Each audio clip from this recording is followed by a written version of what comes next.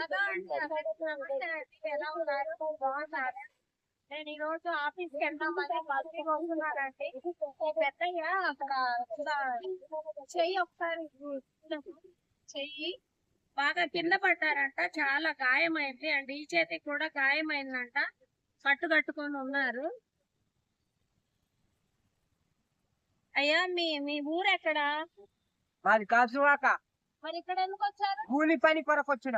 ఒకళ్ళే ఉంటారా? ఒక్కనే వచ్చిన. భార్య పిల్లలు ఊరి దగ్గరనే ఉంటారు. ఊర్లో ఉంటారా? అమ్మ నాయన అందరు ఉన్నారు. అందరు ఉన్నారు.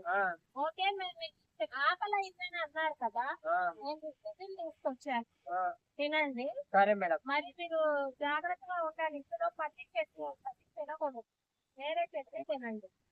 పైసలు లేవు మేడం నా దగ్గర. సరే ఓకేనా? చూడండి, ఆకలి అవుతున్నామా అని అడిగారండి. అందుకని టిఫిన్ సడన్ గా అడిగారు కదా, అందుకని టిఫిన్ వస్తాను. టిఫిన్ తినదు. సరే మేడం, అక్కడ పెట్టండి. ఓకే, అలాగే నేను కొంత తక్కువ ఎందుకు ఇస్తున్నాను అంటే, నేను కూడా కష్టపడతాను, ఉద్యోగం చేస్తాను, చాలా తక్కువ చేయటమే నాకు కూడా ఉంటుంది. ప్రతి నెల ఎవరికో ఒకరికి ఏదో విధంగా నేను కూడా సహాయం చేయాలని మిమ్మల్ని చూడగానే మీకు కూడా చేస్తూనే వస్తున్నాను. అండ్ ఈ నెలలో మీకు వస్తాయి.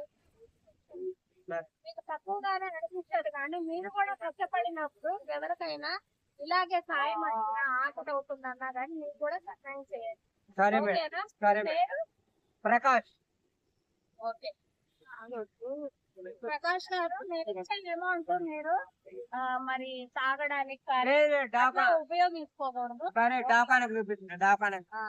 హాస్పిటల్ 1000 రూపీస్ అనేది నేను ఇస్తున్నానండి, జాగ్రత్తగా వాడుకోవాలి. సరే, హాస్పిటల్ పోతా మేడం. హాస్పిటల్ పోయి చూపించుకుంటా మేడం. తాగకూడదు. సరే మేడం. సరేనా? దెబ్బ తక్కువ హాస్పిటల్ పోతా. హాస్పిటల్ పోయి చూపి. నమస్కారం. సరే మేడం. సరే, వస్తాను మరి. నమస్కారం మేడం.